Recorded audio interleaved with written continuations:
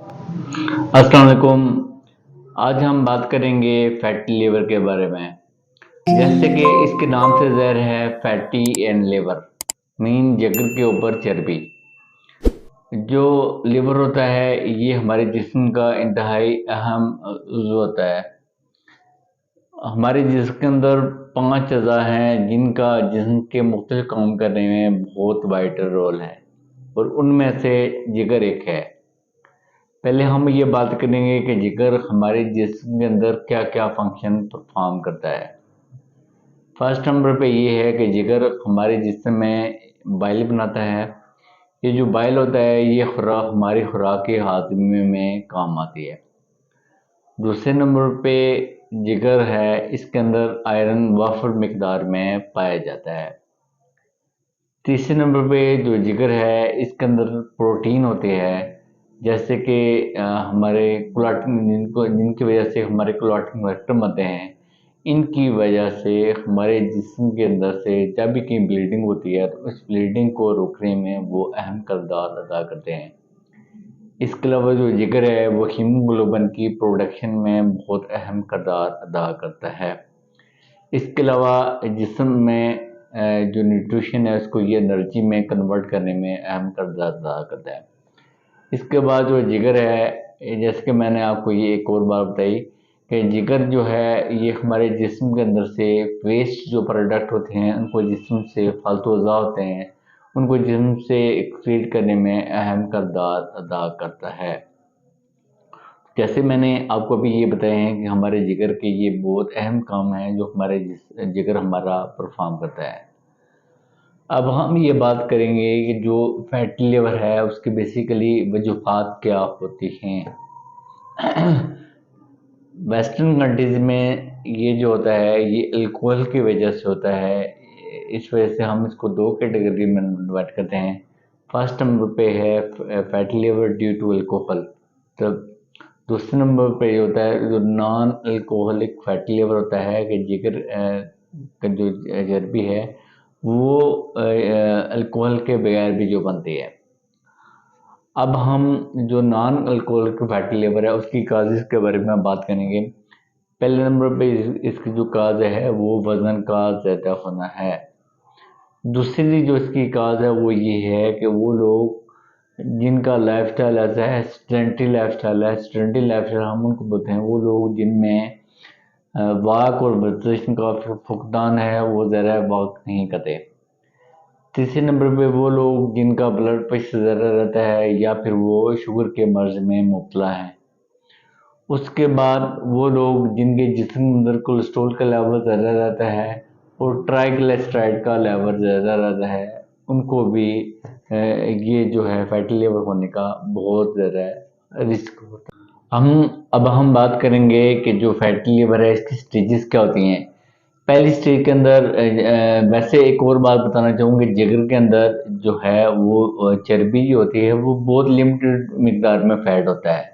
तो जब यहाँ पे फैट जिगर के वजन से तकरीबन 10% या इससे ज़्यादा होना स्टार्ट हो जाता है तो हम इसको बोलेंगे ये फैटी लिवर है। तो इसकी जो स्टेजेस हैं उसमें ये होता है कि जो पहली स्टेज होती है इसके अंदर हमारे जिगर के अंदर थोड़ा थोड़ा सा फैट आना स्टार्ट हो जाता है। उसके बाद जो सेकंड स्टेज होती है उसमें ये होता है कि जो हमारा जिगर है इसके अंदर मुख्तलिफ़ किस्म की इन्फ्लेमेशन होना स्टार्ट हो जाती हैं, मतलब सोजश आना स्टार्ट हो जाती है। इसको हम बोलते हैं हेपेटाइटिस।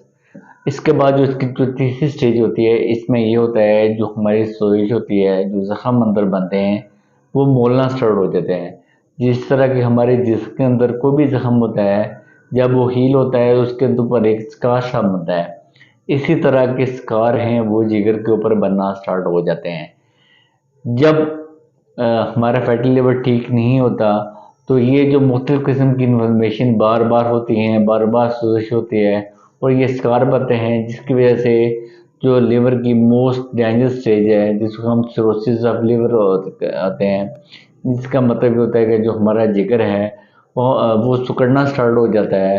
वो जो मैंने आपको पहले जिगर के फंक्शन बताए हैं जो वो परफॉर्म करता है वो परफॉर्म करना छोड़ देता है, जिस वजह से हमारे जिस्म में मुख्तलिफ़ किस्म की पेचीदगियाँ होना स्टार्ट हो जाते हैं।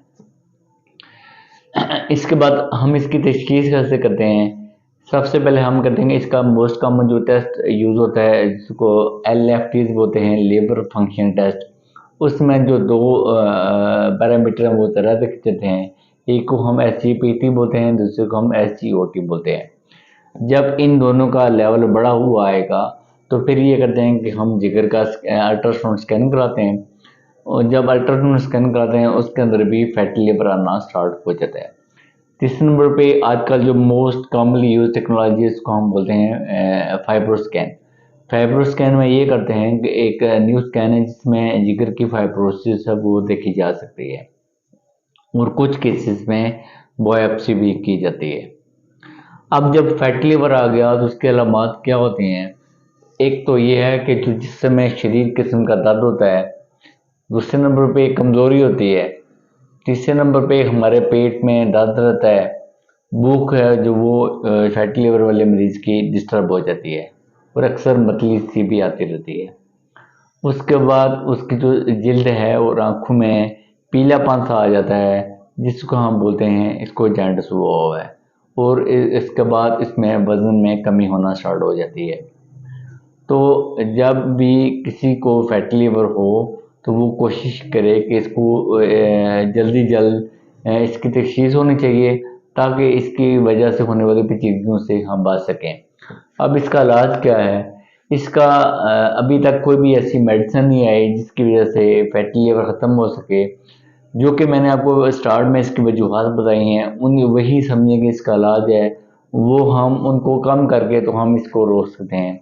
जैसे कि वेस्टर्न कंट्रीज़ में कि अल्कोहल इसकी बहुत बड़ी वजह है, तो अल्कोहल का यूज़ तर्क करके हम इस फैटी लिवर से बच सकते हैं।